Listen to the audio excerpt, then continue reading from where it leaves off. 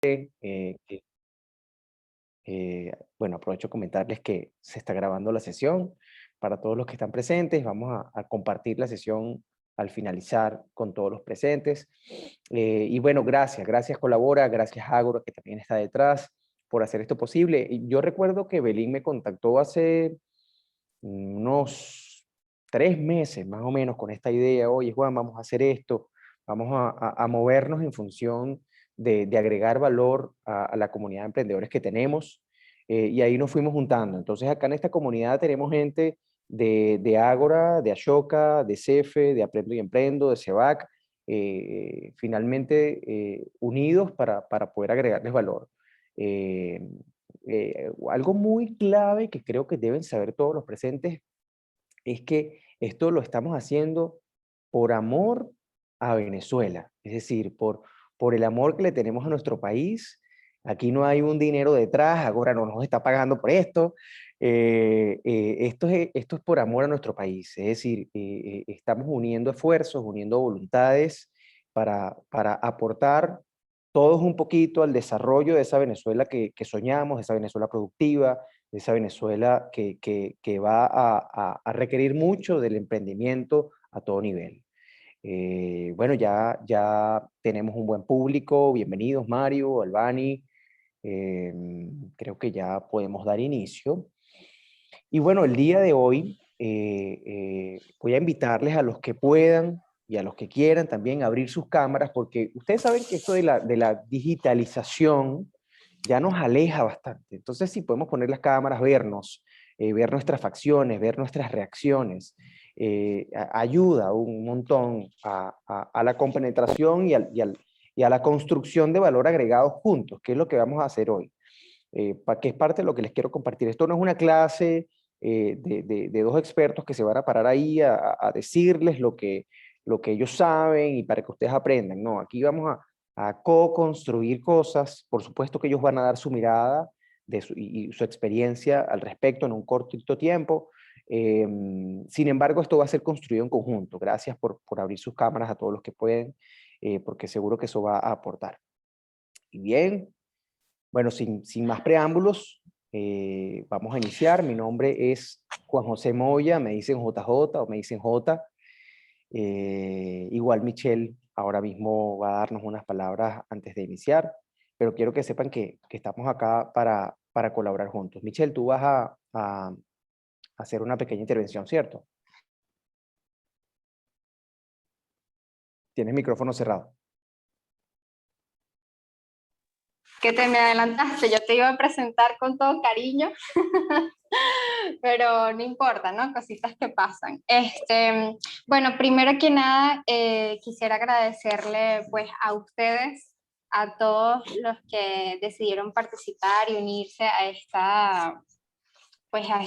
estos paneles que vamos a tener. Hoy damos inicio al primero, con lo cual estamos muy contentos de iniciar con un tema tan importante como lo es la educación.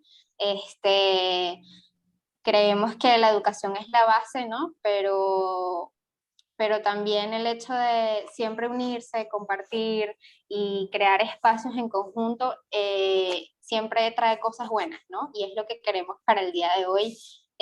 Así que gracias a todos los que están participando hoy, gracias también a nuestras organizaciones aliadas que siempre están como CEFE, CEVAC, Aprendo y Emprendo, Ashoka, siempre están con nosotros trabajando de la mano y siempre están dispuestos a participar, a cualquier cosa que estas locuras que de pronto se nos puedan surgir en el camino, siempre están allí pues para apoyarnos y para colaborar, ¿no? Que es lo más importante.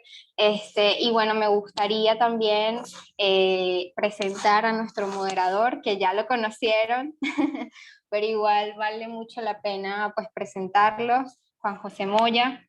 Él es fundador de la red de desarrollo de capacidades CEFE Training para Venezuela, Colombia y los Estados Unidos. Es coach en PNL, con 15 años de experiencia en dirección general de empresas, especialista en desarrollo organizacional, director ejecutivo del grupo EC, Digicom y Han System y coordinador del programa Get Yes 2, capítulo Venezuela. Para nosotros es un honor tenerte aquí, Juan José, y por supuesto que siempre estés tan dispuesto. Sabemos que tienes como esa agenda apurada, pero siempre haces un huequito para nosotros y tenerte aquí para nosotros es muy especial. Así que bueno, la invitación un poco es para que también conozcan a CEFE. CEFE es un espacio muy bonito y que siempre está dispuesto para trabajar con jóvenes como ustedes. En un ratito pondremos pues las redes de todos, tanto de los invitados como de Juan José, para que también puedan buscarlos allí por redes sociales, que para nosotros también es importante que entre todos nos conozcamos. Así que nada, Juan José, gracias por estar aquí hoy y te doy ya el espacio es tuyo, así que comencemos con el panel de hoy que sé que va a estar buenísimo. Listo, gracias Michelle por esa super presentación. Y bueno, tengo yo el honor de iniciar esta jornada con estos dos expertos que van a estar, bueno, compartiéndoles parte de su experiencia en este tema de la educación, sobre todo para quienes están interesados en emprender en esto de la educación, ¿no? Yo recuerdo que en el 2015 yo me preguntaba, oye, ¿cómo podemos aportar a la formación, al desarrollo de las capacidades de las personas en nuestro país? Y bueno, nos trajimos CEF en ese momento y la verdad es que ha sido una ruta maravillosa y apasionante. Y con eso quiero dar inicio. Vamos a tener dos espacios de 10 minutos. El primero va a ser con Marisol y el segundo con Richard. Así que bueno, vamos a iniciar sin más preámbulos. Voy a presentarles a Marisol. Michelle me va a aprovechar de compartir allí la pantalla. Ella es coordinadora del programa de educación transformadora y bienestar en la adversidad.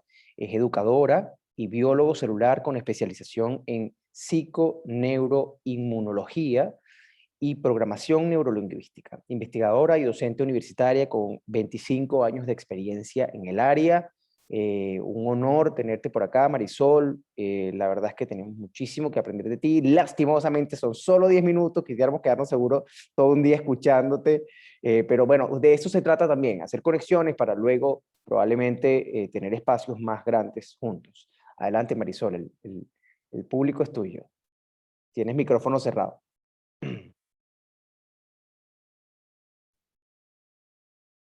Bueno, muy buenos días a todos. Gracias por tu presentación. JJ, ya yo asumí que eres JJ. Y por supuesto a las organizaciones que están llevando adelante este panel. Para mí es un honor y una gran responsabilidad haber aceptado esta invitación y les quiero decir que yo vengo dispuesta a aprender mucho de estos jóvenes emprendedores que estoy segura están haciendo cosas maravillosas. Yo leí sus semblanzas y me parece que tengo mucho también que aprender el día de hoy. Yo les traje una muy breve presentación con unas cifras que son importantes de actualización de dónde estamos parados en este momento en el ámbito educativo y algunas sugerencias que a mí me parecen importantes que escuchemos y que ustedes decidan si quieren incorporarlas o si les parece pertinente incorporarlas en sus diferentes actividades. Yo voy a compartir acá la presentación. Un momentito. Allí estamos. Me imagino que la están viendo. ¿La están viendo? ¿Me verifican? Sí. Ok.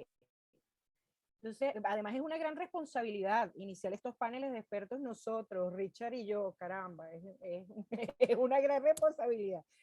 Fíjense, recientemente el Banco Mundial, en unión con UNESCO y UNICEF, presentó unos datos para América Latina y el Caribe, que son los más recientes que se han hecho con el estudio qué ha pasado con la educación durante la pandemia. Y hay unas cifras que son, digamos, contundentes y que no debemos dejar por fuera al momento de estar trabajando en educación, desde cualquiera de las áreas, en políticas públicas, desde la empresa privada apoyando a otros sectores, desde las organizaciones y los emprendimientos.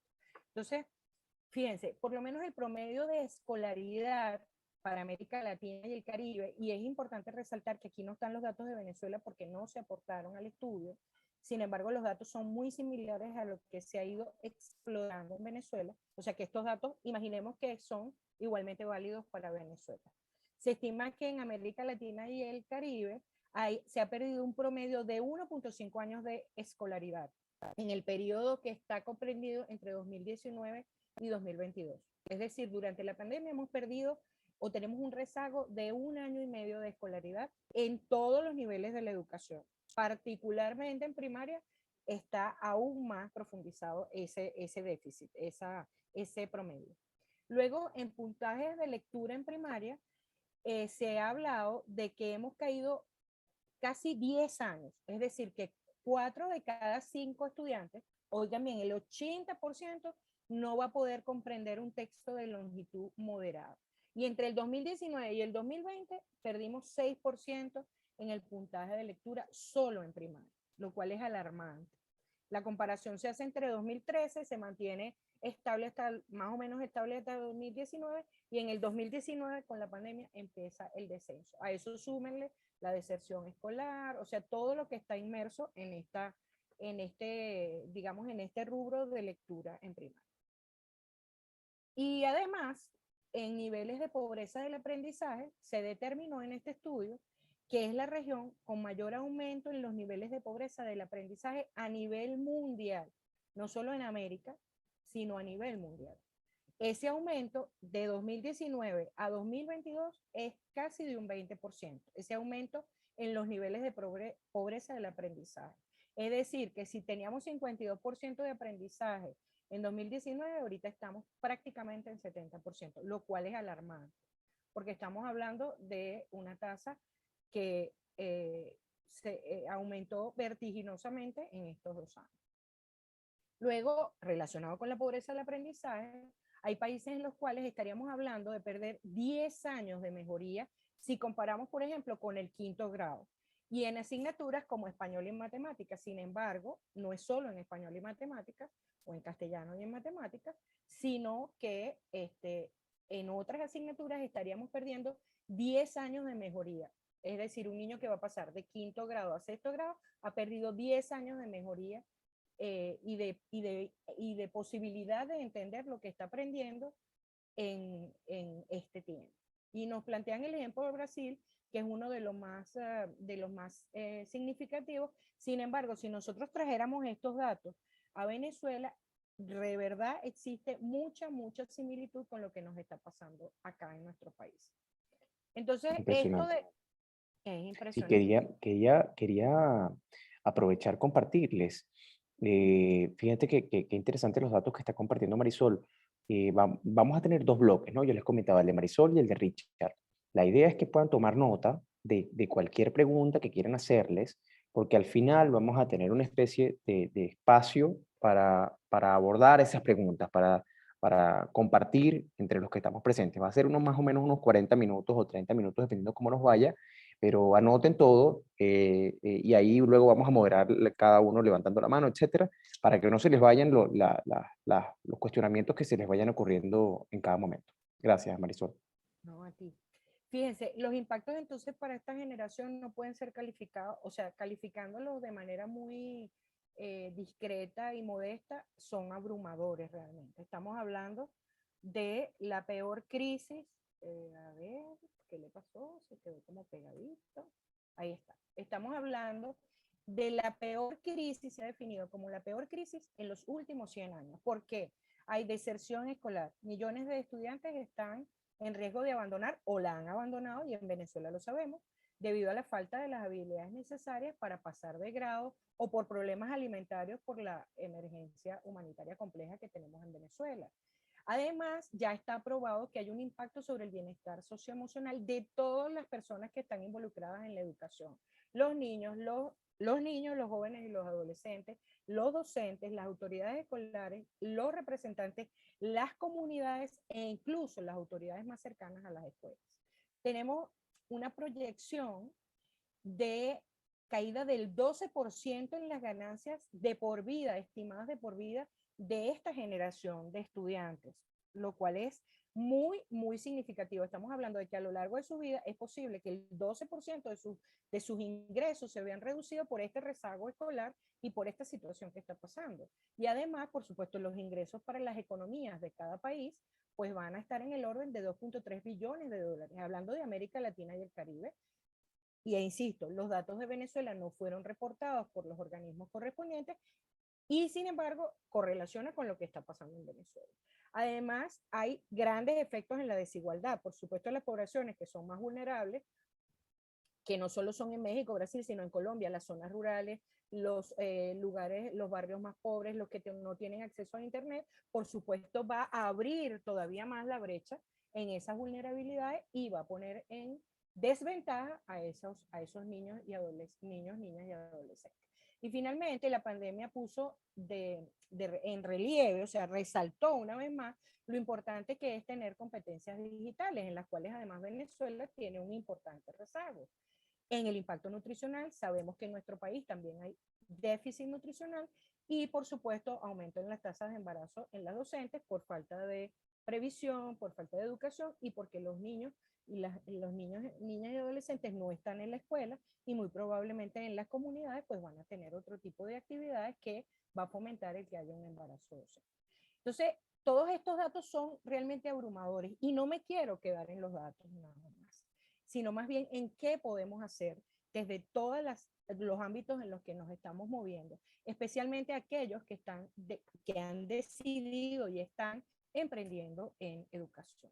Entonces, por eso les traje una sugerencia desde mi propia experiencia y desde lo que yo he podido observar durante este tiempo en el que he ejercido en educación, donde he estado bien investigando y bien en el hacer con las comunidades directamente, ¿ok? Porque ha sido investigación centrada en la persona, no en unos indicadores. Entonces, fíjense, lo primero es, a veces la innovación es dar un pasito atrás y volver a la educación afectiva. ¿Qué significa eso? Ocuparnos de la persona desde lo afectivo, desde el qué te está pasando, qué necesitas, cómo te puedo ayudar, el escuchar a la persona y el atender eso. O sea, no solo lo cognitivo, no solo ocuparnos del contenido, de lo que hay que aprender desde lo cognitivo, sino también qué le está pasando a esa persona, qué necesita esa persona y cómo puedo yo, con mi trabajo, ayudar a que lo obtenga.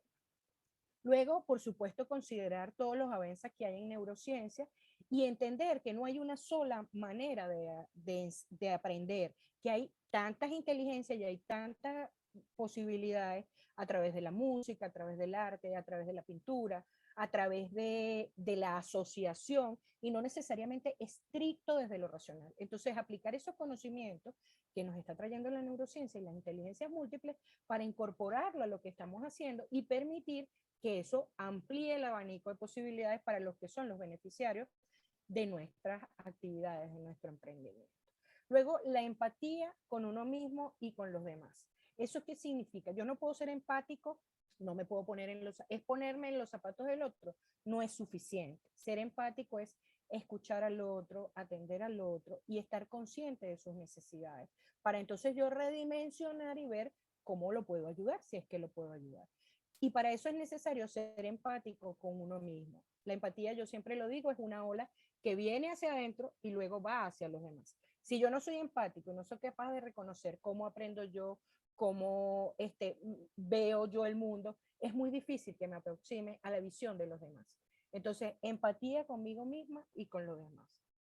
Escuchar activamente, no es solo escuchar por escuchar, sino escuchar activamente y darte cuenta de las fortalezas en primera instancia con las que vas a poder trabajar con esa comunidad, con ese público, con ese beneficiario al que estás atendiendo y al mismo tiempo entender cuáles son las necesidades que tiene, cómo puedo, para yo entonces visualizar cómo puedo obrar en apoyar a que esas necesidades se solventen o se cubran.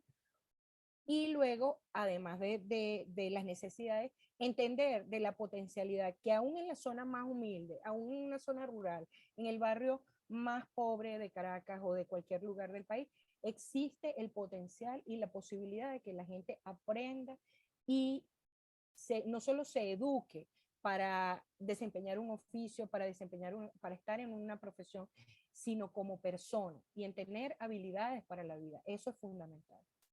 Y por supuesto, eso nos lleva necesariamente a tener flexibilidad, porque si nosotros tenemos una ideación de cómo es nuestro emprendimiento y hemos escuchado y nos hemos acercado a nuestros beneficiarios y ellos nos plantean otras cosas, necesitamos desarrollar la capacidad para hacernos flexibles y reajustar, reinventar, rediseñar cosas para poder atender a esas necesidades realmente.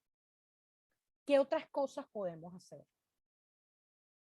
Incorporar las necesidades de los beneficiarios, como les decía, en los objetivos, y esto es válido para políticas públicas, para programas, para proyectos, para emprendimientos, para cualquier cosa relacionada con educación que estemos haciendo.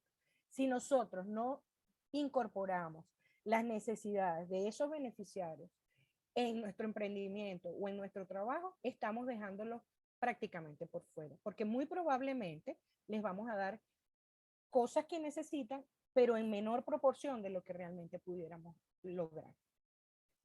El trabajo colaborativo es importantísimo, porque a lo mejor yo, por ejemplo, yo estoy trabajando en llevar a las comunidades un determinado elemento y allí me encuentro con niños, por ejemplo, que tienen necesidades especiales y yo no tengo experticia en esa área, pero muy probablemente en este ecosistema que está aquí, que están presentes hoy, existen y efectivamente lo hay, emprendedores que están trabajando justamente con inclusión y con niños con necesidades especiales. ¿Con quién debo articular? ¿Con quién? ¿A quién necesito convocar? Justamente a esas personas que están haciendo lo que yo no sé hacer necesariamente y que le pueden dar fortaleza en conjunto a lo que estamos haciendo. Entonces, la otra cosa que es fundamental es cuidar los aspectos de bienestar y autocuidado, tanto de la persona que está trabajando, del equipo que está trabajando en ese emprendimiento, como de lo que necesita esa comunidad. Y ya se ha determinado, de hecho, SECODAP ha hecho estudios interesantísimos en que efectivamente la salud mental de los niños, niñas y adolescentes se ha ido afectando por esta situación que estamos atravesando de pandemia y todos los duelos, las situaciones que se le han ido presentando, la deserción escolar. Entonces, eso es un punto importante que no podemos dejar por fuera. Es como una patita de la mesa que no podemos dejar por fuera. Y finalmente, y no menos importante, atender las brechas digitales. ¿Por qué? Porque en este momento en donde hay presencialidad, pero estamos en algo híbrido y que no sabemos si vamos a tener que volver a lo estrictamente digital por el repunte que está teniendo ahora la pandemia, entonces en la medida que esas brechas se acorten, se cierren, pues vamos a tener mayor probabilidad, no de revertir los indicadores necesariamente de una vez, sino de obrar en favor de que mejore la situación. Y finalmente, yo me lleno de esperanza en un encuentro como este, porque más que mis sugerencias, el encontrarse con los emprendedores del área educativa, como lo estamos haciendo hoy, me regala 3 cosas que yo quiero compartir con ustedes. Me abre la posibilidad y me da la noción clara de que existe la posibilidad de que ustedes se puedan articular unos con otros y nosotros con ustedes, por supuesto. Me habla de una suma de fortalezas y de ampliar el alcance de los programas y proyectos de lo que estamos haciendo cada uno y de lo que podemos lograr en conjunto. Y además me dice que se aumenta la probabilidad, siendo estadísticos, irracionales y neocorticales, la probabilidad de tener mayor impacto en lo que hacemos. En la asociación está un regalo maravilloso. En la articulación hay un regalo maravilloso que no conviene dejar por fuera. Y les dejo, por último, una frase que a mí me encanta, de Idogo Koyenikan, cuyo apellido siempre pronuncio un poco mal. Él es un emprendedor, es además un hombre motivador que escribió varios libros maravillosos, entre ellos Riqueza para todo el mundo y Riqueza para todos los africanos. Es un hombre africano. Les recomiendo que escuchen sus TED, son maravillosas. Que dice, hay un poder inmenso cuando un grupo de personas con intereses similares se une para lograr las mismas metas. Ahí está nuestra tarea, ahí está nuestra responsabilidad y lo que tenemos que hacer. Gracias. Bravo, Marisol. Para los que no saben, en el mundo digital hay una manera de aplaudir, que no todos lo usamos, pero que algunos sí. Así que, bueno, gracias Marisol por este contenido maravilloso con el que además coincido plenamente y sobre todo con este último tema, que fíjense que se conecta una cosa con otra. Yo les decía, bueno, Marisol nos va a regalar solo 10 minuticos, pero este momento en el que estamos compartiendo puede ser una gran oportunidad para luego recontactarla y para generar esa fortaleza conjunta, que es donde realmente, aunque lo sabemos, no lo usamos. Todos sabemos que si nos juntamos hacer cosas juntos, salen cosas maravillosas, pero a veces se nos olvida. No sé qué ocurre. Por ejemplo, yo sé que Richard y yo podemos hacer grandísimas cosas juntos desde hace como 5 años que nos conocemos, pero nunca nos hemos sentado a darle forma. Entonces, tenerlo presente es grandioso. Gracias, Marisol, por ese regalo. Hay que buscar los espacios, hay que buscar los espacios para Así hacerlo. es, así es, así es. No, gracias a Eh, ustedes. un placer conocerte. Gracias por tu tiempo, por tu dedicación. Y bueno, ahora, sin más preámbulos, vamos a darle la bienvenida a Richard. De esta manera, Michelle nos va a compartir también un poco de la bio de Richard para que conozcan un poco quién es y cómo nos puede agregar valor. Richard Tovar es fundador de Área Índigo.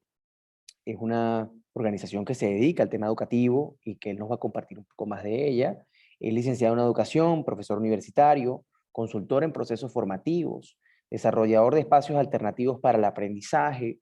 Y yo lo conocí hace un montón de años ya en el Centro de Innovación y Emprendimiento de la Católica. Él trabajaba allí, aunque eso no está en su bio, seguramente es buena parte de su experiencia con la cual puede apalancarse para compartir con nosotros hoy.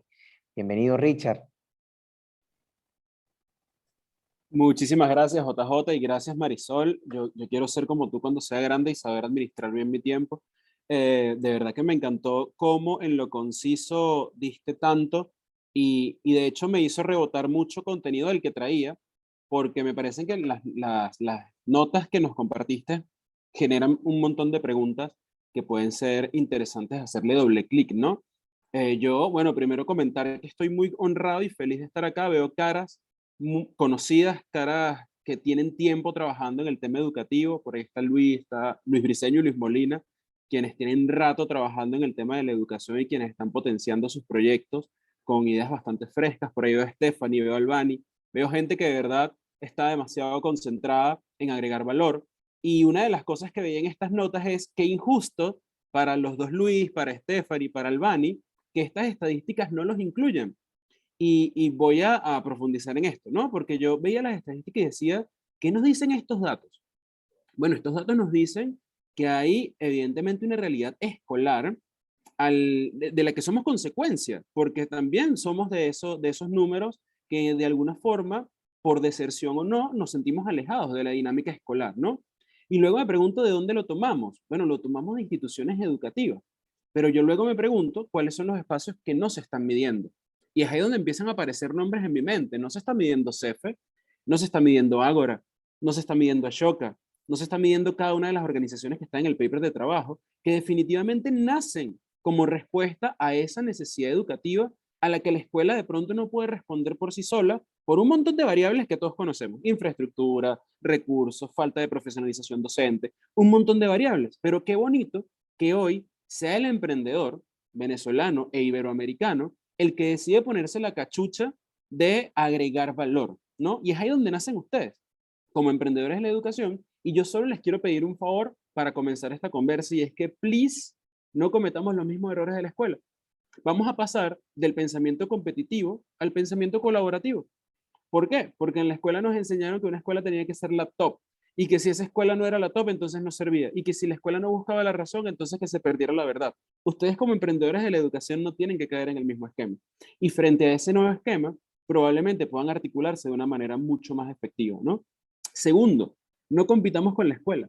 Nosotros somos complemento y suplemento. Y les regalo una pregunta bellísima que yo me hago todos los días, y es la pregunta de what if. ¿Qué pasaría si, por ejemplo, la currícula la complementamos con nuestras iniciativas, bien sea sociales o corporativas?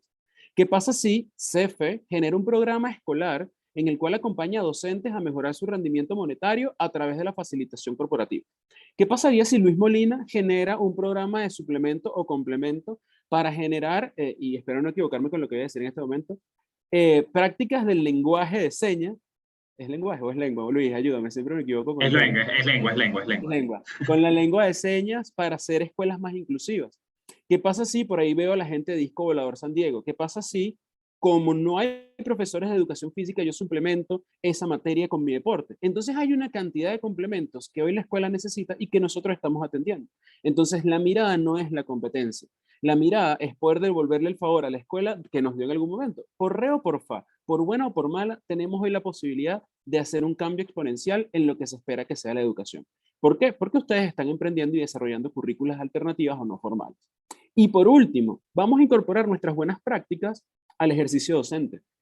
Si ya nosotros sabemos que un masterclass no funciona, más allá de criticarlo, propongamos un espacio de actualización al formador docente. No, lo que pasa es que ese profesor lo único que hace es usar la pizarra. Enséñale otro recurso, porque probablemente él no está enseñando con la pizarra porque es lo que quiere, sino porque es lo que sabe. Y cómo nosotros nos proponemos entonces a acompañar a ese formador. Porque además, creo que desde la empatía, que bien lo decía Marisol, desde esa empatía con el aprendiz, somos capaces de diseñar espacios potenciadores. Potenciadores de capacidades, potenciadores de actitudes, potenciadores de conocimientos, para al final desarrollar competencias. Y ojo, en el momento en el que nace una nueva iniciativa formadora, no es porque quiere lograr los mismos objetivos de la escuela, es porque quiere desarrollar competencias humanas. Y si no, pregúntenle al World Economic Forum, pregúntenle al BID, pregúntenle al Observatorio Latinoamericano de Educación, donde hoy en día los objetivos de aprendizaje se categorizan en 3 dimensiones. 1, cómo sé saber. 2, cómo sé hacer. 3, cómo sé ser. Y en función de eso es que nacen sus iniciativas, porque ninguno de ustedes está en el juego finito de enseñar algo. Y aquí me atrevo a decirlos porque no los conozco mucho. Me atrevo a que ustedes están en el juego infinito de desarrollar sociedad. Y desarrollamos sociedad a través del desarrollo de competencias. Y creo que ahí es donde empezamos a agregar valor, ¿no? Entonces, desde esa empatía con el aprendiz y de ese diseño de espacios potenciadores, ¿por qué no empezar a construir una educación que potencie fortalezas, como lo decía por ahí Marisol, en vez de enfocar en el refuerzo de debilidades? Basta de un sistema educativo que se dedica a reforzar y a potenciar las debilidades, porque entonces vas a ser el débil más fuerte, en vez de ser el fuerte más potenciado. Entonces ahí hay una conversación interesante en el que nosotros tenemos que enfocar por qué seguimos haciendo sistemas educativos tan genéricos y por qué no empezamos a modelos educativos hiperespecíficos. Lengua de señas, por ahí vi algo que tenía que ver con el tema de nutrición, por ahí vi algo que tenía que ver con deporte, por ahí vi en Gidea, que veo que no está Laura por acá, que está enfocada en el tema de innovación y tecnología. Entonces, mientras más específicos seamos, adivinen, vamos a atender necesidades más específicas. Y si atendemos necesidades más específicas, vamos a poder darle espacio para todos. Porque uno de los grandes errores es que queremos abordar todo con un solo saber, cuando en verdad pudiésemos complementarnos. Esta es solo mi opinión, que puede estar muy equivocada, ¿no? Entonces, al final, equipo, todos tenemos necesidades especiales de aprendizaje. Por ahí Marisol decía, vamos a enfocar en las necesidades especiales de aprendizaje. Pero es que yo hoy en día creo que incluso todos los que estamos aquí conectados tenemos necesidades especiales de aprendizaje. ¿Por qué? Porque tenemos demandas especiales del entorno. Si no tuviésemos demandas especiales del entorno, yo les digo, vámonos todos para la currículum tradicional. Pero como hoy el entorno es tan cambiante y el entorno en el que nos desenvolvemos y desarrollamos tiene tantas variables, es necesario que todos empecemos a tener un aprendizaje especial. Hay una conversación que a mí hoy día me genera como cosquillas en el cerebro, ¿no? Que no sé si esas cosquillas son positivas o negativas. Y es que todo el mundo está hablando de la educación del futuro. ¿Sí o no? ¿Cuántas conversaciones no han visto de la educación del futuro? La educación del futuro, la educación del futuro. Pero sorpresa, la educación del futuro es hoy. Y no podemos hablar de las perspectivas y escenarios futuros si no traemos ni a la escuela ni a los educadores al hoy. La educación del futuro es hoy. Y cuando hablemos de la educación del presente, entonces ahí podemos diseñar escenarios futuros, ¿no? Y para estar en esta educación de hoy, es necesario entender cuál es el entorno en el que se desarrolla nuestro aprendiz. Y yo les voy a dejar algunas palabras que a mí me gusta entender como el entorno en el que nos desenvolvemos. Y también le voy a pedir a JJ o a Marisol o a quien sea que cuando me esté pasando de tiempo me frenen para yo cerrar elegantemente y no se note que me faltó cosas por decir, ¿ok? Entonces, No, te quedan unos 5 minutitos, Richard. buenísimo. Entonces, ¿cuál es el entorno en el que se desarrolla nuestro aprendiz? Uno, es un entorno volátil, un entorno impredecible, rápido, subjetivo. ¿Cuántos de ustedes no se han sentido como este pana del GIF? Que no has terminado de aprender algo cuando ya tienes que aprender otra cosa, que no has terminado de aplicar algo cuando tienes que probar otra cosa. Entonces, así estamos. El tema es que si ese es el entorno, muchachos, no nos enfoquemos en lo que es constante, vamos a enfocarnos en lo que es variable. Y lo que es variable es que cada uno de nosotros puede enfocar en su visión para delimitarse y frente a esa visión delimitada, poder realmente potenciar capacidades. Cuando nosotros entendemos que el juego infinito trasciende las prácticas finitas, entonces no va a haber volatilidad que cambie la manera en la que nosotros queremos abordar el hecho educativo. Y se los pongo en ejemplo. Cuando yo conocí a JJ, yo lo conocí antes de que él me conociera. Cuando yo conocí a JJ y conocí CEFE, ellos tenían muy clara la visión. La visión es hacer, ojo, y aquí yo voy a parafrasear, pero la visión de CEFE y de JJ es hacer de la educación una experiencia significativa. ¿Cómo? ¿Cómo se permite? ¿Cómo? Frente a los escenarios que sucedan. Los cómo cambian en el entorno volátil, pero la visión se mantiene. Y cuando la visión es robusta, créanme que las prácticas pueden ser totalmente alternativas y variables, ¿no? Luego, cuando el entorno es volátil y nosotros agregamos visión, entonces pasamos a entornos que también están llenos de incertidumbre. Y me encanta poner este GIF de los Power Rangers porque también nos hemos sentido así. Tenemos el programa listo, estamos a punto de venderlo, pandemia. ¿No? Estamos a punto de salir a mega, apagón. Estamos a punto de no sé qué, protesta. Ah, pero pasa nada más en Venezuela. No, muchachos, esto pasa en cualquier país, no solo en Latinoamérica de la región, sino en cualquier espacio donde hayan variables que no controlamos. Entonces, como la información nunca es suficiente y el futuro es cercano y cambia por una variable, yo los invito a que sus emprendimientos puedan ser y puedan hacer experimentos. ¿Saben lo que es un experimento? Un experimento es que cada una de nuestras acciones generen experiencias que promuevan y produzcan conocimiento. Experimento. Si las experiencias que nosotros llevamos a las comunidades, llevamos a las instituciones, generan contenido y generan conocimiento, nosotros vamos a empezar a descentralizar quién dice qué, ¿no? Fíjense que Marisol lo repitió muchas veces. Desde Venezuela no se compartió la data por los organismos. Ah, pero es que eso es una invitación directa a que nosotros seamos los organismos. Pero si no generamos el conocimiento y no lo profesionalizamos en tesis, en investigaciones, en informes y en una cantidad de prácticas, va a ser muy difícil que podamos realmente participar en una auditoría de calidad educativa. Bien, porque al final seguimos rigiéndonos y midiéndonos por información que no es nuestra. Y ustedes todos tienen una cantera de información que es súper valiosa. Y ojo, con lo que viene del Big Data y con lo que viene del Multiverse, muchachos, los invito de una a registrar cada dato que se encuentren enfrente. Bien, ¿cómo vamos hasta ahora? Número uno, en el chat si vamos bien, si voy muy rápido, si me queda tiempo, si no me queda tiempo. A ver. Quedan 3 minuticos, Richard. Buenísimo. Ok, aquí vamos número uno en el chat, quienes vayan bien. Muy bien, perfecto. Seguimos entonces. Tenemos un entorno lleno de complejidad, donde estamos frente a verdades compartidas. Y las verdades compartidas influyen en las decisiones. ¿Qué significa una verdad compartida? Bueno, que la percepción de la educación de la ONG no es la misma percepción de la educación de la empresa y no es la misma percepción de la educación de la escuela. Y esas verdades que son compartidas y que no se alinean en una misma verdad, evidentemente nos van a llevar a cada quien a apuntar por un lado distinto. Entonces somos capaces de hoy, dentro de 15 años, volver a tener esta conversación y decir, es que tenemos que articularnos. Ah, pero hoy tenemos la oportunidad de qué? De empezar a generar relaciones y vínculos. Qué bonito sería que la escuela nos prepare para la universidad, como mínimo. Que la universidad nos prepare para un primer empleo. Que el primer empleo nos prepare para emprender o para gestionar y gerenciar. Oye, Richard, pero eso está pasando en papel. Yo no sé si ustedes han visto Monsters University, no, Monster Inc., la serie de Disney Plus. Invito a verla.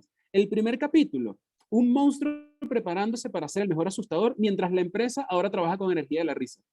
Ah, ¿será que eso no pasa en nuestro país, en nuestra región? Estamos súper desactualizados con este tipo, ¿no?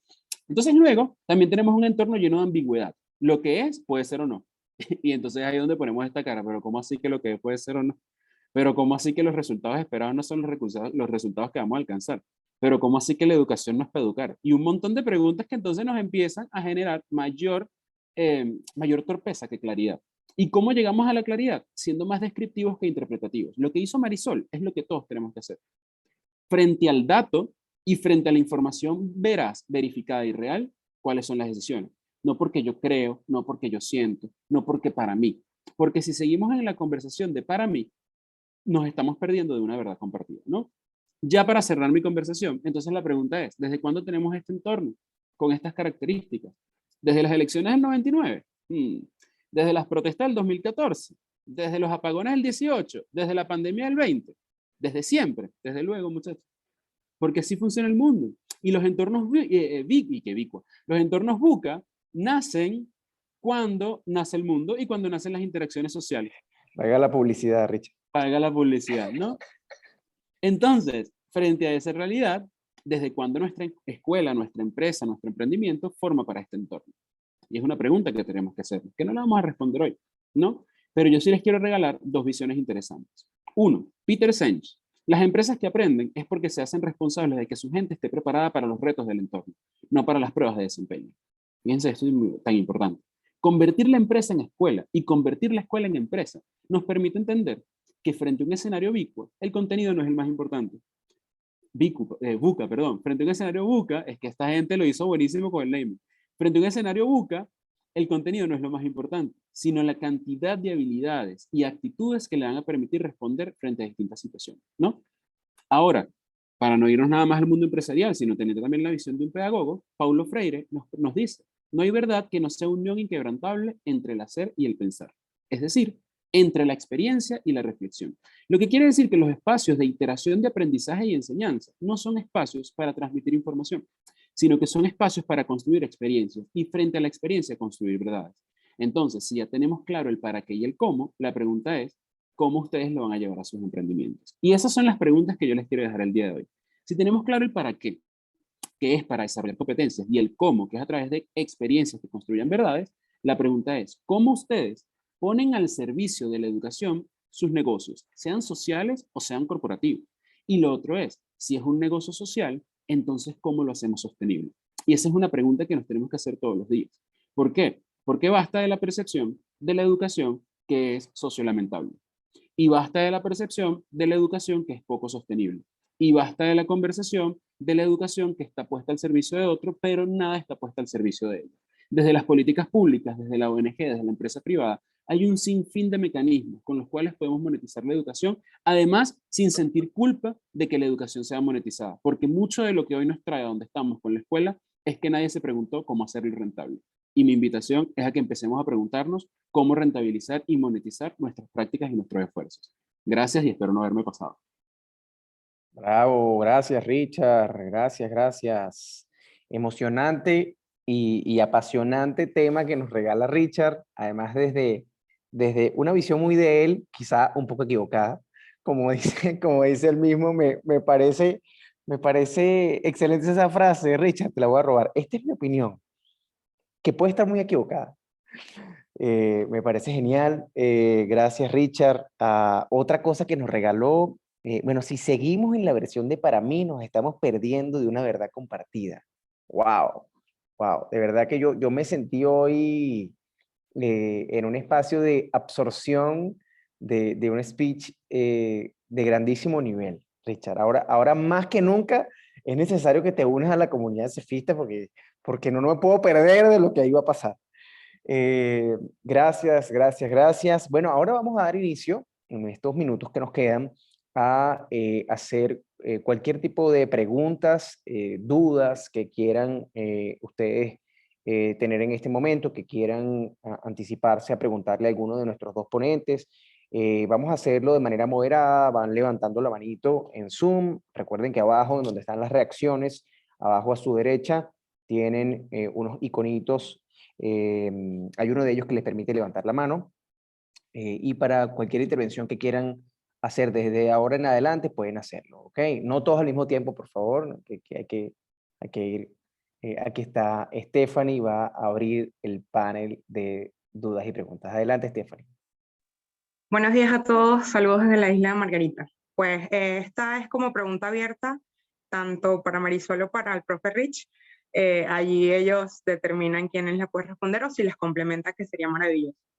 Entendiendo un poco la visión de ambos, me vino a la cabeza en las notas que estoy tomando un programa que llevaba en su momento el Banco del Libro, que era de cuentacuentos. Mi área específica dentro de la educación es un modelo experiencial, como lo dice el Rich, nada convencional, para enseñar valores a través del arte. Pero este programa que lleva al Banco del Libro de Cuentacuentos, entendiendo la situación que nos pone Marisol, tan compleja en cuanto a pobreza educativa que tenemos actualmente, ¿cómo podríamos reformularlo y hacerlo de manera colaborativa? Es más como a ver qué puede salir en colectivo de nosotros, específicamente en este tema de lectura, porque creo y siento, y los datos también lo afirman, de que la lectura es un medio por donde podemos obtener, más allá de información y contenido, nos podemos cuestionar muchas cosas. Y eso nos va a llevar a investigar y nos va a llevar a analizar y poder tener resultados distintos. Gracias. Adelante, quien quisiera responder Marisol, adelante Marisol. Sí, bueno, lo primero, gracias por tu pregunta. Lo primero es que me parece importante es que sepamos que todos nos aproximamos a la lectura, por ejemplo, desde lugares distintos de nosotros. Unos desde lo racional y desde letra a letra, desde la sílaba a sílaba, otros que lo hacen desde lo asociativo y conectan una imagen con lo que van a leer.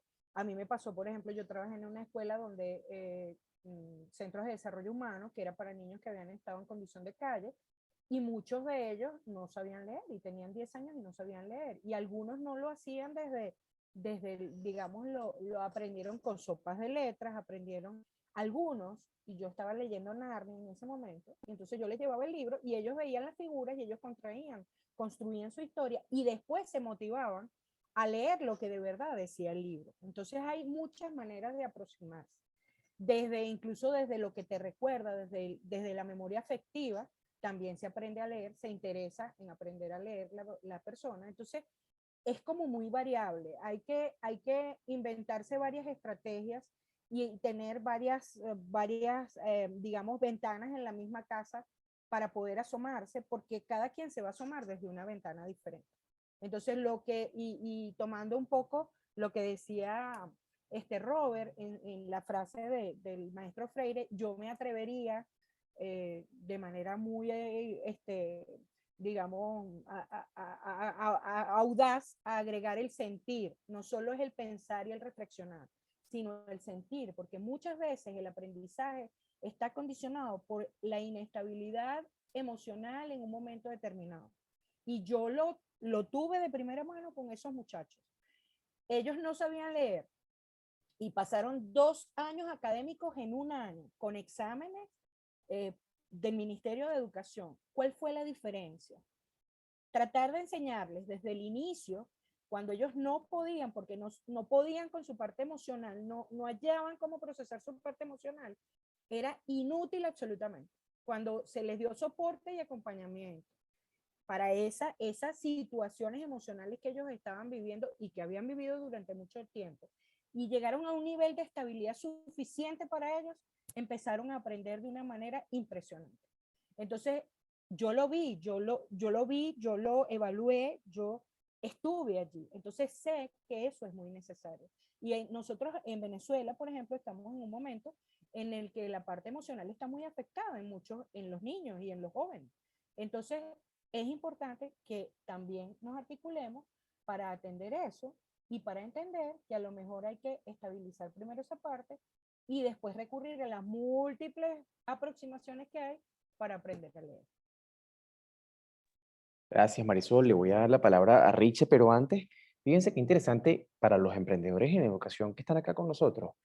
Yo creo que ese es el gran reto realmente en este mundo globalizado, porque el contenido está a disposición y cada día va a estar más a disposición.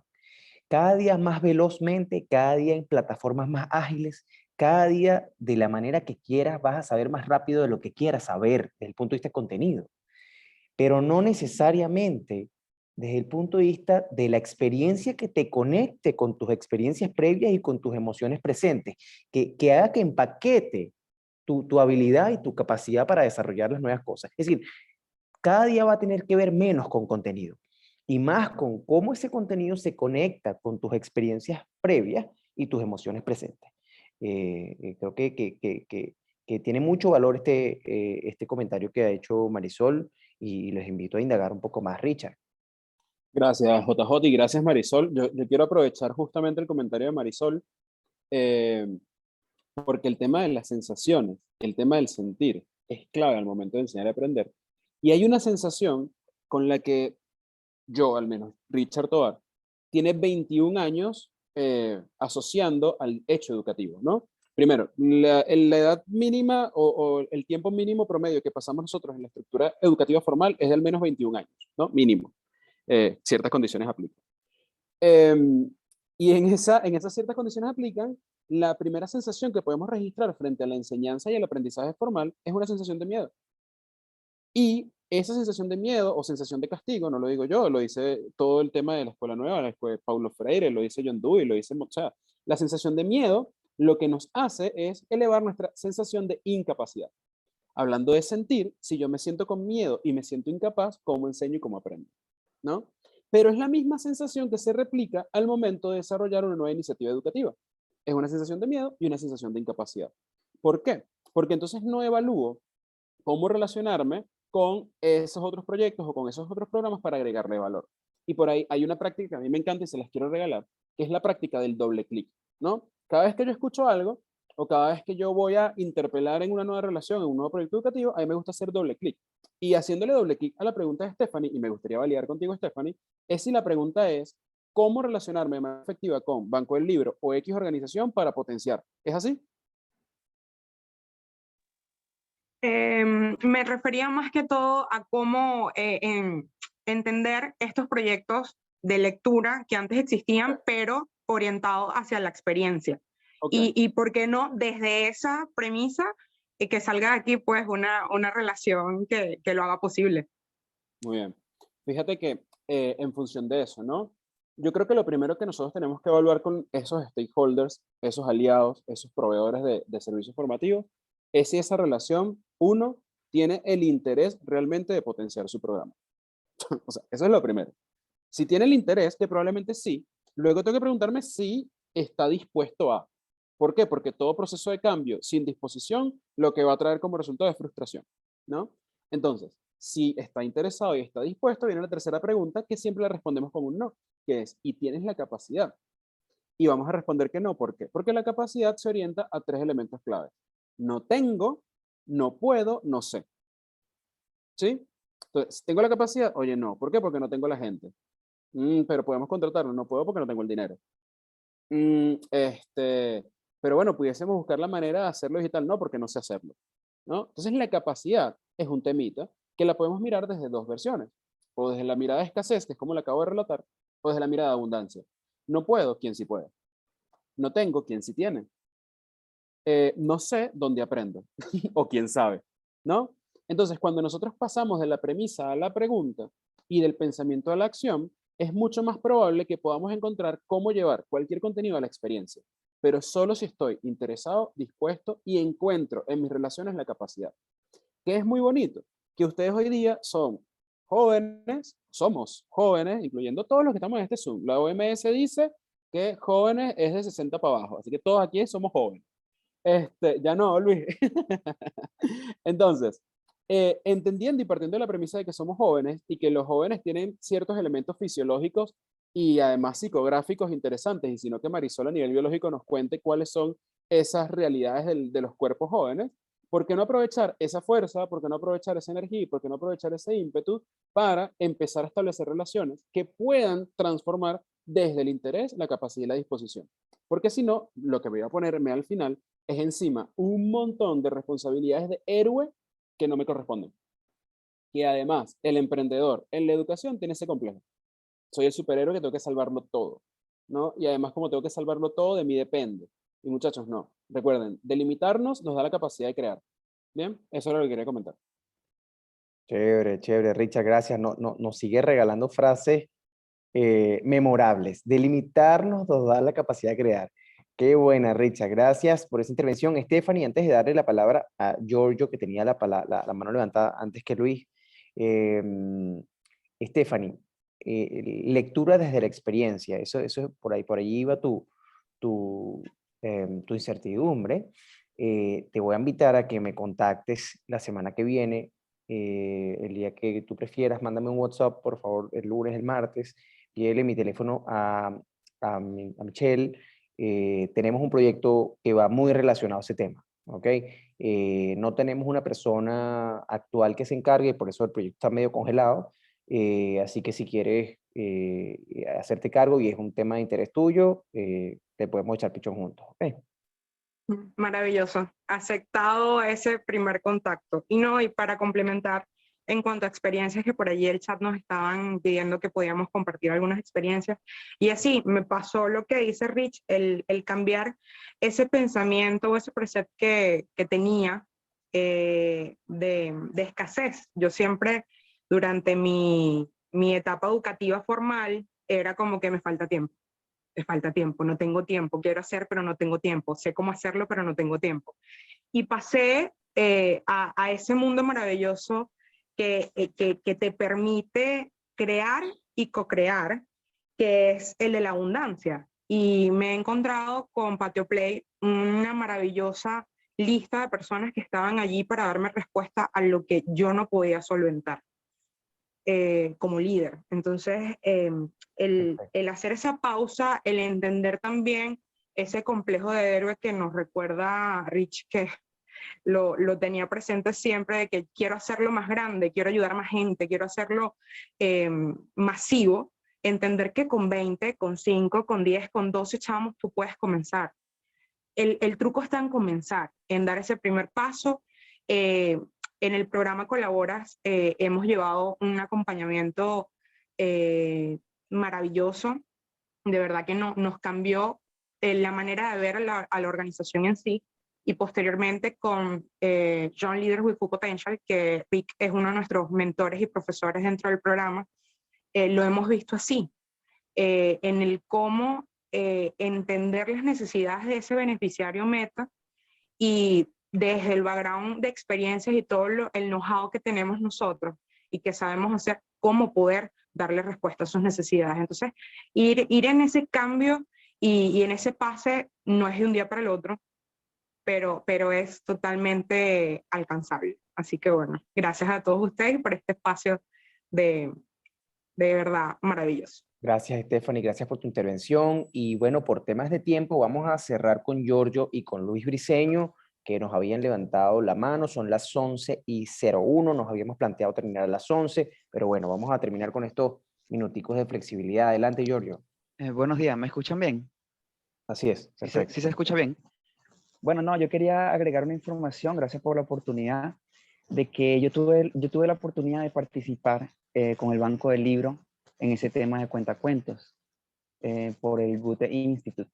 Y lo que hicimos fue montarnos en camioneticas y mostramos unos libros y presentamos ciertos cuentos, terminamos en el Parque del Este también, hicimos una reunión y fue bastante interesante porque esa experiencia demostró por una parte que las personas no están tan adecuadas a esas aventuras dentro de un autobús, por ejemplo, ¿no? De que se monte una persona, que les diga, bueno, les vamos a contar un cuento, y esos cuentos tenían una moraleja, y eso me llamó mucho la atención porque se nota que las personas no están adecuadas a la lectura. Y me pasa también con mi emprendimiento de idiomas, que enseñando un idioma descubro que las personas en su gran mayoría no tienen las competencias necesarias en su mismo idioma.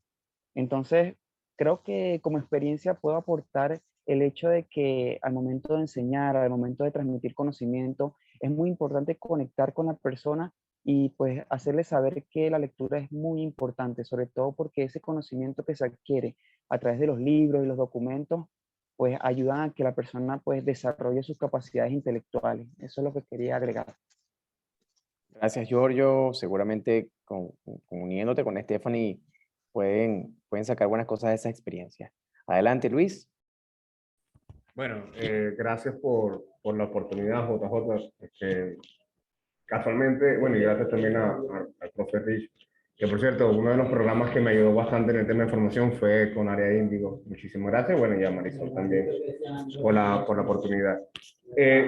Hay un tema que me causa bastante curiosidad y que tiene que ver también con CEFE, ¿no? Porque una de las primeras, cuando participé en Get Yes, una de las primeras cuestiones que mencionaron, y es lo que es la anécdota para entrar al punto, es que dijeron algo así, o sea, en tono de broma, mira, no, la experiencia, esto es vivencial, esto no es un típico aula de clase universitaria, y yo por dentro dije, ouch, que después yo le hice el comentario, ¿no? Que fue como que internamente dice, ouch, porque bueno, yo soy profesor universitario, ¿no? Y fue como que, oye, la verdad es que sí, porque me puse a analizar y yo recuerdo que yo comencé dando clases de 21 años, 22 años en la universidad. De hecho, me dejé la barba para verme más adulto porque yo preguntaba a los estudiantes, mire, ¿quién metió la materia tal? Me dice, chamo, sentate aquí que no ha llegado el profesor. Yo, no, no, que yo soy el profesor. Entonces, me encasillé, me puse como que no, ya va, el profesor universitario tiene que ser así. Entonces, ha sido un proceso de desaprender para poder aprender las cosas nuevas y por eso es que, bueno, estuve con el tema SF, con Área Índigo, para poder incorporarme a esos elementos. Y ahí es a donde yo voy al punto, ¿no? Y es el punto que quiero compartir. A mí me llama mucho la atención que obviamente nadie planificó una pandemia y nosotros en la universidad se nos mira, vamos todos a un entorno virtual, a aulas virtuales. Y fue como la B del buca, ¿no? Todo rápido, ya va, cómo adaptarnos. Y te encuentras que por lo menos en la Universidad del Zulia, a donde estoy yo, en la Tierra del Sol Amado, te decían, ahora cambió el currículo por objetivo, ahora es por competencias, ¿no? Por habilidades. Pero te das cuenta que tienes profesores que tienen 40 años dando clase y que para ellos eso es, o sea, Mafferwacker, o sea, o sea, no entendían nada. Entonces, y uno que está haciendo la nueva generación, quien te recibe, viene de esa vieja escuela. Entonces, ese proceso de esa brecha, de esa transición, oye, no es tan fácil, ¿no? Se te atraviesa una pandemia donde tienes que incorporar elementos para la facilitación virtual. Entonces, vienes trabajando con un modelo anticuado, un sistema educativo anticuado y tratando. Entonces, empiezas a tener eso, es como insertar, no sé, un bloque en una pieza donde no va. Entonces, para cerrar el punto, o sea, mi cuestionamiento es, o sea, ¿cuál es el rol o qué elemento o qué función va a tener entonces en este caso el rol docente? Aquel que está que viene de una educación tradicional para empezar a incorporar esos nuevos elementos para hacer la educación vivencial, experimental, positiva y bueno, todos los elementos que podemos considerar hoy en día que debe ser la educación. Genial, Luis, genial. Voy a darle la palabra a Richard que te va a responder. Sin embargo, quería agregarte valor un poco desde mi visión. Y es que si hay una cosa que nos conecta entre las personas que facilitamos los procesos de aprendizaje, facilitándolo y no impartiendo como maestro un conocimiento, si hay una cosa que nos conecta entre estas personas que somos y los profesores que en algún momento tuvimos, quienes hemos tenido la oportunidad de recibir alguna masterclass o alguna clase de un profesor de educación tradicional, si hay algo que nos conecta es que ambos quieren lograr una transformación en el estudiante o en el participante, ¿sí? Y eso es súper poderoso. Creo que la gran diferencia es que hace 15, 20 años, no tan lejos, no teníamos el contenido tan a disposición como lo teníamos ahora. Es decir, no habían teléfonos inteligentes, no habían redes de contenido infinito con el cual tú te puedes nutrir. Entonces un profesor que sabía mucho de algo podía generar transformación importante en alguien que no sabía de nada, ¿sí? Y que no tenía cómo saberlo tampoco, porque no había una conectividad que le diera esa facilidad. Hoy día el contenido está, y si el contenido está, a veces el participante o el estudiante sabe más que el profesor del contenido. Entonces se genera un choque grave cuando, oye, pero no les ha pasado. Esta persona, por ejemplo, a mí me da mucha risa porque en el mundo del emprendimiento, a veces la gente me dice, bueno, Juan, pero es que, ¿qué me va a enseñar esa persona si esa persona no es emprendedor? ¿Sí? Y entonces, claro, tienes en un público como ustedes, personas que tienen 5 o 10 años emprendiendo y se para a alguien que se leyó 2 libros de emprendimiento y no tiene ningún emprendimiento, se genera un choque importante, ¿sí? Pero probablemente, aunque ese facilitador no tiene ningún emprendimiento, es excelente facilitador de aprendizaje, ¿sí? Y ahí está la clave, en el proceso metodológico de poder llevar el aprendizaje a través de la facilitación. No sé si por ahí van los tiros de Richard, pero quería agregarte porque, bueno, tú viviste CF y ahí tuvimos una conversación al respecto. Gracias, JJ. Yo estoy demasiado de acuerdo con eso. O sea, la primera conversación que yo traería a la mesa para responder esta pregunta es conversación de la que creo que incluso organizaciones como CF, como Área Índigo, hemos sido también responsables de promoverla hasta un punto y que cuando empezamos a chequearla nos dimos cuenta que no era la mejor forma de describirla, y es que no hay una escuela vieja y no hay una escuela nueva. No la hay. Hay personas con cierta información y experiencias y otras personas con cierta información y recursos. Punto. Si nosotros compartimos la información, la experiencia y los recursos, no importa la escuela nueva ni la escuela vieja, lo que importa es lo que vamos a hacer juntos para construir la escuela que necesitamos, ¿no? Entonces ahí hay como una primera conversación interesante que a nivel generacional nos invita a pensarnos cuál es la narrativa que nos estamos dando. ¿Es no sé quiénes contra no sé quiénes o es juntos para, ¿no? Entonces eso es una primera conversación que es necesario, sobre todo en la educación, traer a la mesa. Lo segundo es, no sé, sí sé, el docente evidentemente tiene un rol clave en estos procesos de cambio. Es un rol adaptativo, flexible, que sin importar la edad puede generar resistencia, ¿no? Y luego, la pregunta que yo me haría es, ¿cuál es el rol de la universidad en estos procesos de cambio? Porque, ¿qué pasa? Los cambios son mucho más rápidos que la toma de decisiones. Y la toma de decisiones no es tan rápida como la gestión de acciones. Y la gestión de acciones no es tan rápida como la comunicación. Y esto es un tema organizacional que seguro JJ también lo ha visto en múltiples organizaciones más allá de la universidad, ¿no? El tema es, como los cambios son tan rápidos y los procesos son tan lentos, al momento de instaurar nuevas prácticas termina siendo muy atropellado, porque ya estoy cambiando no por aspiración, sino por necesidad. Entonces, ahí la pregunta es, si lo estamos viendo, no necesariamente desde las directivas de las universidades o instituciones, ¿cómo viéndolo empezamos a ser incluso un poco más autónomos y un poco más, no quiero decir proactivos, porque no es proactividad la palabra, pero sí cómo nos hacemos cargo desde el metro cuadrado, ¿no? Capaz va a ser imposible que yo como docente instaure en la universidad X un proceso de reinducción digital, pero oye, al menos con los profes de la misma materia y después con los de los profes de la materia de la misma escuela, y después de la facultad, y cuando vienes a ver, hiciste de una necesidad una aspiración, que viene de abajo hacia arriba y no necesariamente de arriba hacia abajo. Y es ahí donde empezamos a hacernos cargo, ¿no? Entonces, ¿cuál es el rol del docente? Flexibilidad, adaptabilidad y propuesta. El rol de la institución, agilizar los procesos para que haya mayores niveles de autonomía. Partiendo de la premisa de que, uno, todos queremos transformar algo en el aprendiz. Dos, todos estamos interesados, capaces y dispuestos a aprender. Y tres, todos tenemos demasiado que agregar al inventario del otro nivel de valor, sin importar generaciones ni edades, ¿no? Entonces, creo que ahí es donde está el juego, de ese juego infinito. Cómo, más allá del rol de incluso la universidad y del docente, cuál es mi rol que quiero asumir para que este proceso de cambio se dé de la manera más armoniosa. Eso es lo que me gustaría regalarte, Luis. Gracias, Richard. Y vamos a cerrar la última respuesta con Marisol. Adelante, Marisol.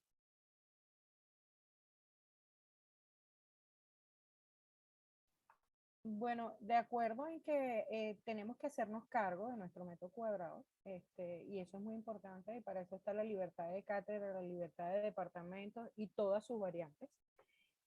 Y además, yo quiero agregar ir al campo, o sea, el profesor, sea de la escuela primaria, de la escuela secundaria o de la universidad, no puede quedarse en las cuatro paredes de la escuela.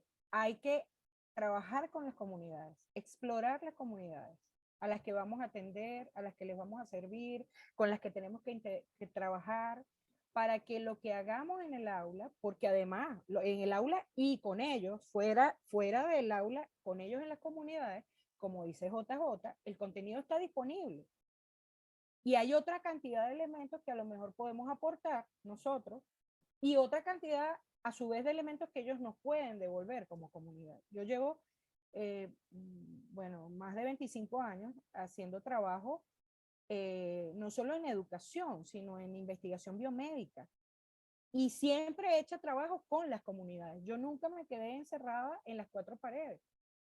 ¿Por qué? Porque esa retroalimentación que te da la comunidad te da de verdad el pulso de lo que se está necesitando, de lo que aspiran, de lo que quieren, de hacia dónde quieren ir, para que tú los acompañes. No es que los lleven en el camino, no es que los guíes en el camino. Es presuntuoso pensar que los vamos a guiar en el camino. Es acompañar ese proceso en el que probablemente nosotros tenemos algunos elementos que les puedan ser útiles y en el que seguramente vamos a aprender nosotros muchísimas cosas para entonces incorporarlo en lo que estamos haciendo en nuestra institución, en nuestro emprendimiento, en nuestra universidad, en la escuela, en lo que estemos haciendo, incluso en nuestra empresa. Pasa con las empresas que si no van a la comunidad y no conectan con la comunidad, no tienen idea de lo que necesita su público, de lo que necesita sus potenciales clientes. Así nos pasa a los educadores, así nos pasa a la gente que estamos trabajando en educación. Entonces, es muy necesario que la gente que está dedicada a la educación en sus más variadas, digamos, posibilidades, vaya al campo, vaya a la comunidad y establezca relación además con la comunidad, pero una relación en la que yo no vengo a darte, sino yo vengo a saber de ti, vengo a aprender contigo y a ver si hay algo que yo pueda darte, que tú necesites y que yo a lo mejor yo lo tengo y te lo puedo dar, para que juntos hagamos el trabajo. Genial, genial aporte, Marisol. Excelente cierre. Antes de pedirles la foto final, que ahí les voy a pedir por favor que abramos las cámaras para tomarnos la fotico, que es tan importante, que es lo que certifica que aquí estuvimos agregándonos valor en conjunto. Quería regalarles algo que estamos haciendo nosotros en este momento. Ustedes saben que este tema de buca, no bicua, este tema de buca viene de los años 80, ¿ok? Así como esa educación que estamos hablando, que nos estamos intentando cambiar un poco, ¿no? Y transformar, mejorar. Este tema de buca viene de los años 80, donde, bueno, se decía que había que prepararse para un entorno volátil, incierto, complejo y ambiguo. Y nosotros en CEFET estamos por lanzar, de hecho, ahora un programa de desarrollo de líderes, en donde decimos que hay que enfrentar, en vez de un entorno buca, un entorno SIGA, que se lo estoy dejando en el chat. Un entorno SIGA es un entorno competitivo, porque cada día más las personas pueden ir más rápido, más veloz, con mayor conectividad, y si tú no te montas en esa ola, como decía el profe Rich, bueno, finalmente los resultados que quieres lograr no van a estar a tu alcance, ¿no? Incierto porque, bueno, pueden suceder cosas como la pandemia, o puede suceder que, ni Dios lo quiera, como decía Marisol, tengamos que volver a la encerrona, y eso va a cambiar drásticamente todos nuestros planes. Por ejemplo, nosotros tenemos una acreditación internacional de cefistas presenciales nuevamente, después de 2 años, ahora en octubre de este año. Y si eso llega a pasar, por eso que te decía, no, bórralo, Marisol, borra. Cancelado, cancelado.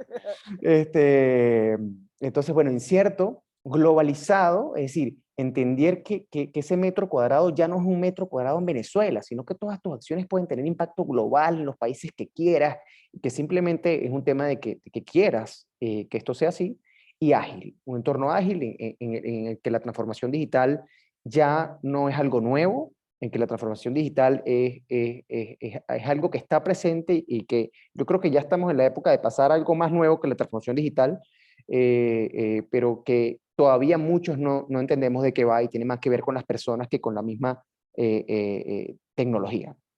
Entonces, bueno, quería regalarles ese pequeño acrónimo que estamos manejando en ese programa, un poco actualizando el tema del buca. Bueno, sin más, quiero pedirles por favor a todos los que puedan estar con sus cámaras, abrir las camaritas. No es necesario maquillarse, todos estamos bonitos, bien ahí, para Estamos en confianza. una linda foto, exactamente, Michelle. Miren, Michelle Ok. se va a mientras nos encargar. preparamos para la foto, perdón, JJ, que te Ajá. interrumpa. Quería aprovechar esto que acaba de hacer JJ, de cambiar buca a SIGA, porque eso se trata del experimento. JJ, ¿cuántos años van con CEFE, J? 7 años ya. En 7 años, a través de sus experiencias, han generado conocimiento. Y ese conocimiento hoy se llama SIGA. Y eso es lo que permite que ellos sigan siendo pioneros en lo que vienen haciendo, que es educación experiencial y significativa. Dejen que sus emprendimientos en 7 años tengan la misma generación de conocimiento, tengan la misma generación de valor, porque eso es lo que los va a posicionar a ustedes más allá de lo bueno que hagan. Es cómo generan conocimiento para su comunidad. Gracias, JJ, por actualizar de buca a SIGA. Ya no voy a decir bicua, porque ya las siglas cambiaron. Ah, está buena, está buena. Esa es la oportunidad de hacerlo, además. Sí, Bueno, señor. entonces voy a contar hasta 3 y ahí tomo la fotico, así que tenemos chance de acomodarnos. Entonces, 1, 2, 3. Listo. Bueno, quería cerrar con, por supuesto, agradecerles a todos. Para nosotros es muy importante seguir generando espacios que nos permitan no solamente conocernos sino también compartir ideas, ¿no? Por eso hicimos este panel de expertos. Hay muchos que, bueno, la conexión falló, estos días de lluvia ha sido bastante fuerte y de conexión, pero esta grabación, bueno, la van a ver en diferido aquellos que no pudieron estar hoy. Vamos a tomar relatoría de toda la sesión de hoy y la vamos a compartir con ustedes, eso es muy importante. Y bueno, por supuesto agradecerlos, saben que desde Ágora también nos tienen aquí, agradecerles a Marisol, que es de la casa, a Richard y a JJ, por supuesto, pero a todos, a Stephanie, a Giorgio, a Luis, a Albani, que está por allí de oyente, y a todos los que se conectaron al inicio, pero bueno, sabemos que el tiempo apremia, ¿no? Y que también justamente todos estamos trabajando y apostando también en seguir haciendo cosas en Venezuela, que eso es lo más importante. Somos jóvenes que seguimos aquí, pero con muchas ganas de reconstruir ese país que también queremos, ¿no? Cómo lo soñamos y cómo estamos haciendo cosas, que creo que ese es como lo más bonito de todo esto, reconocernos y saber que también podemos co-crear juntos. Esa es la idea un poco de este espacio también, que ustedes vean también, escuchen de pronto lo que comentaba Stephanie con el Banco del Libro, ver la casualidad que Giorgio también tuvo esa experiencia similar, entonces ser un poquito también allí como, ¿no? Como bien valientes o como bien dispuestos también a trabajar con el otro sin pena ni nada. Bueno, nada, agradecerles a todos, cerramos entonces este espacio y bueno, muchísimas gracias a todos pues por unirse.